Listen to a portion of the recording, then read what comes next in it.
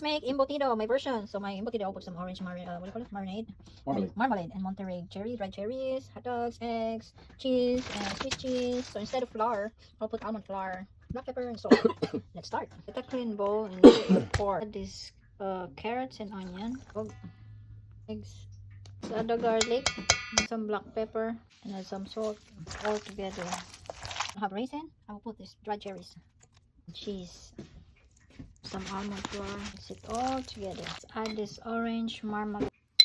Let's mix it. Add some green goodies. It's all mixed. Now let's wrap it. Get the foil. Brush the foil with butter. Let's add the pork. Spread the pork because you have to put some fillings in it. Let's add the cheese, boiled egg, hot dogs. Just have to roll it up. There you go. You have your special embutido.